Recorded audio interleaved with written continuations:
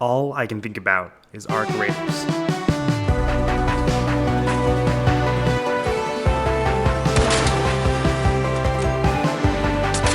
No!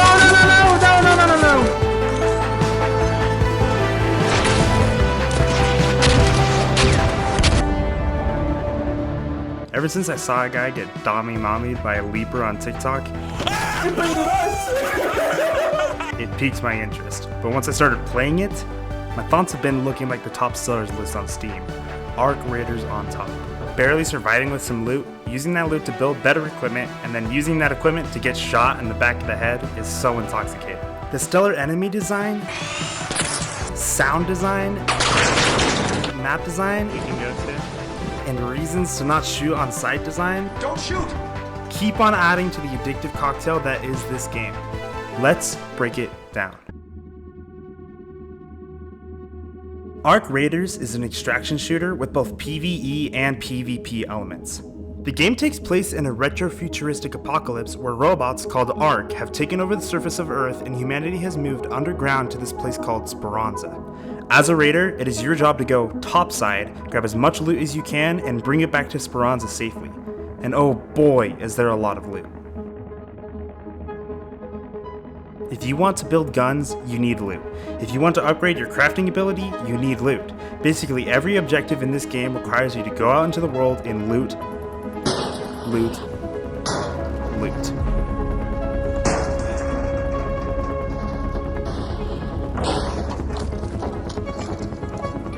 From an outside's perspective, this can seem a little tedious, and while sometimes it can be, I'm looking at you, Blueprints. The game has a ton of unique ways of making it interesting.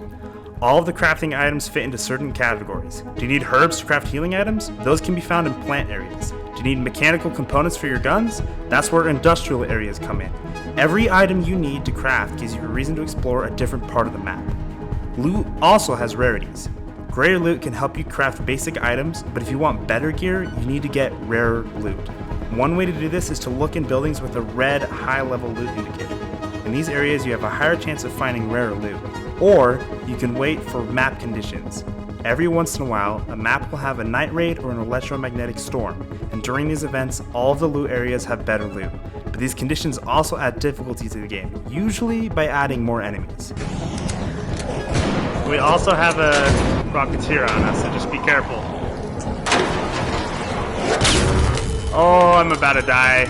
Looting in this game is also engaging and satisfying. There's always a little moment of suspense when you break into a container.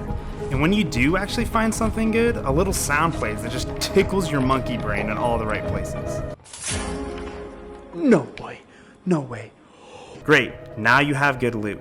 Oh shit, now you have good loot. If you don't extract that loot or put it into a safe pocket, you lose it forever. So suddenly a game of scavenger gambling becomes an anxiety-filled sprint back to Speranza. We have to get out of here. We have to get out of here. Holy shit. We have to get out of here right freaking now. So with Arc Raiders, looting is the name of the game, but a lot stands in your way between you and that good goop. The Arc. A collection of flying, rolling, crawling, and jumping robots hell-bent on killing you and ending your raid. Some are pretty manageable, some have killed me multiple times, and some I don't even think about attempting. In the sky, we have wasps, hornets, snitches, and rocketeers.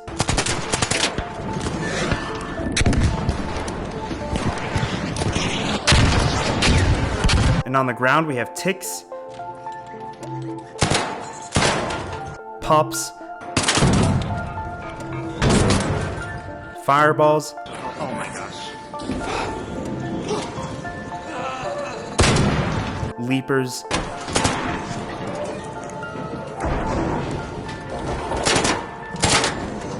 bastions. Make the jump! Oh shit, we're screwed, Run! No!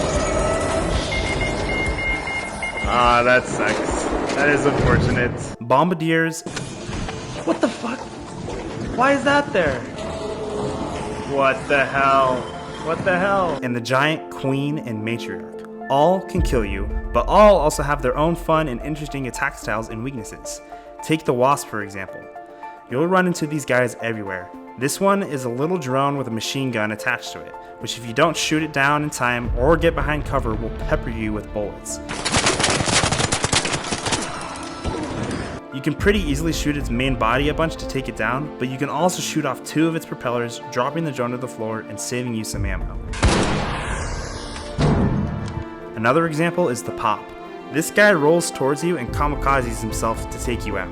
He's pretty easy if you shoot him before he gets to you, but you can also dodge before he blows to save some ammo.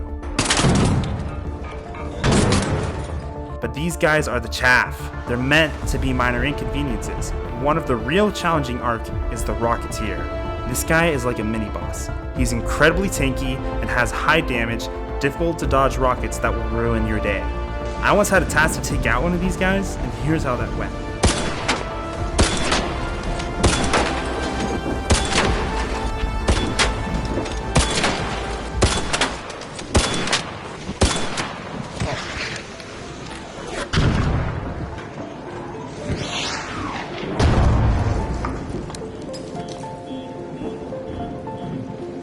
Where did it go, dude? Where does it go?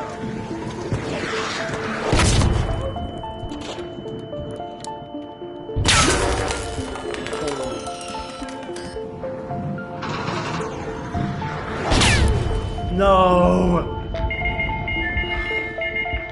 No way.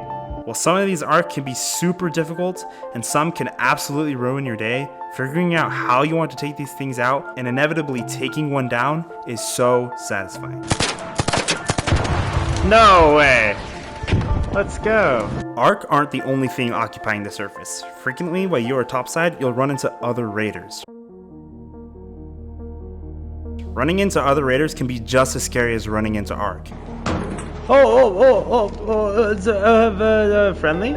You don't know if this guy has good intentions or not, and if he doesn't, and you didn't shoot first, you're probably screwed. But the thing about Arc raiders is, the punishment for dying is brutal.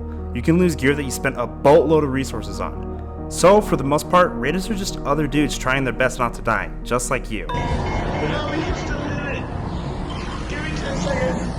I will say, start typing. Alright, I got it. Oh, he's got it. Come on, Dixon. Come on, Dixon, get in. Let's go. And a lot of them are just there to enjoy the game. I hear someone's fluting their thing. Are you nice? Are you friendly fluter? Hey, I am just your local subway musician. I am playing for tips. Oh my goodness, this is wonderful. You're so talented. I have let's see here. Do you like a rubber pad? You know what? I will take a rubber pad. Alright, there's a rubber pad. And every once in a while, you run into another raider and become friends. And grouping up like this with other people can sometimes be the best thing that happens to you. You know that Rocketeer, that bullet sponge like the Demogorgon in Stranger Things? Watch what happens when you have just a few more guns on your side. Are you shooting at a Rocketeer right now? Yeah, they're not that hard to kill. Alright, I'll believe you. I'll take your word for it.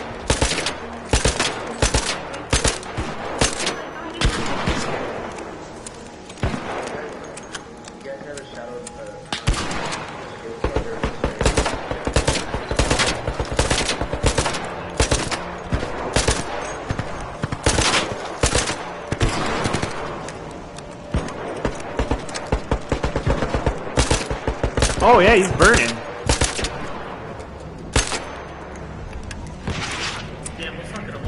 Yeah, no kidding. Let's go! Nice! If you don't have a group of friends to squad up with, raiding with randos can be the only way to fight the hardest arc in the game.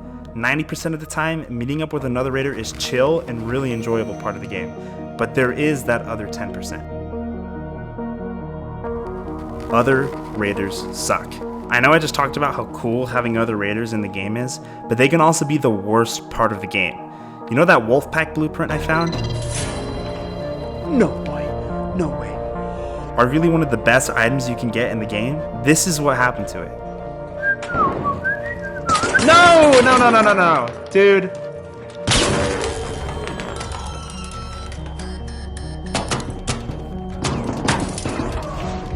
No, screw you! I found a wolf pack blueprint. I hope you like it. As a guy who sucks at PvP, and I mean really sucks at it, No! No! Alright. Oh my gosh.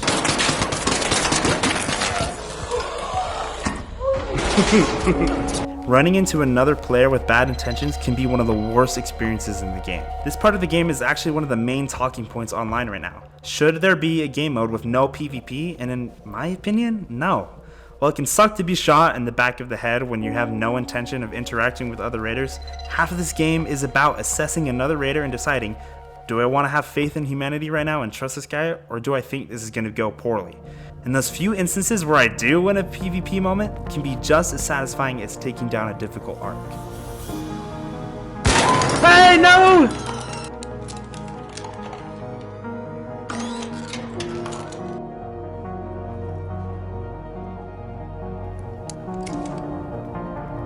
So scared. Where did guy go?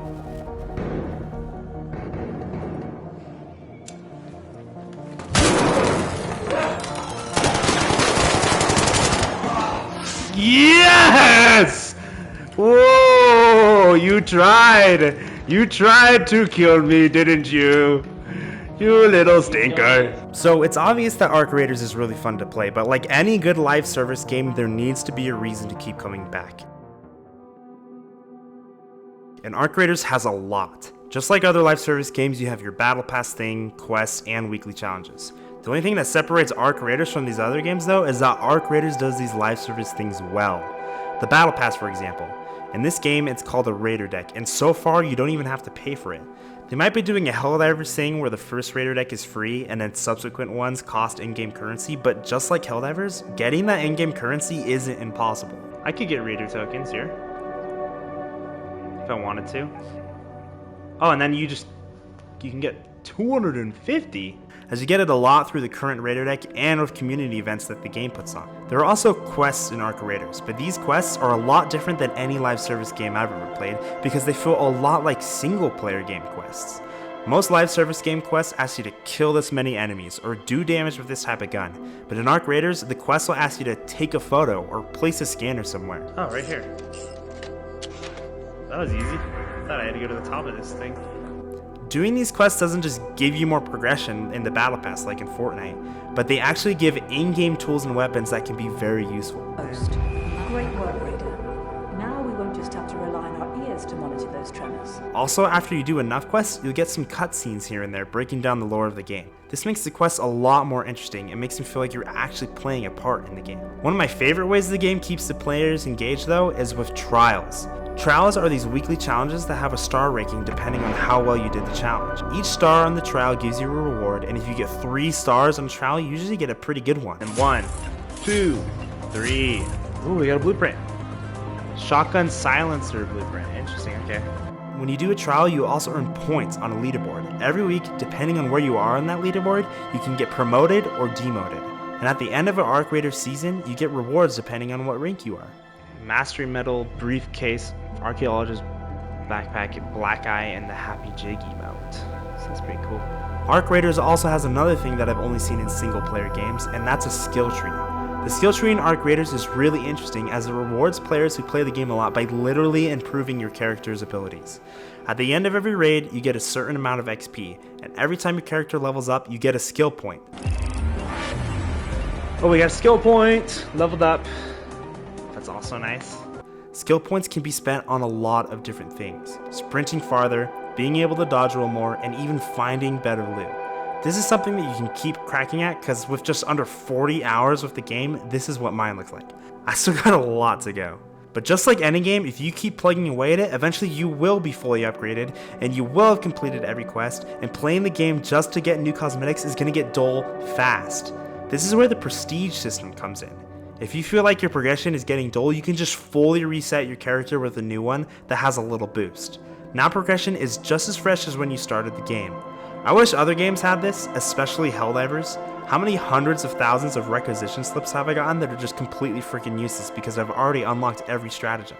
A reset with a little nice side dish of bonuses is exactly what Helldivers needs. Ark Raiders came out on October 30th, 2025, and just a month and a half later, the game has sold over 5 million copies and been nominated and won Best Multiplayer Game of the Year. This game has had so much time and dedication put into it, and you can feel it in every second of gameplay.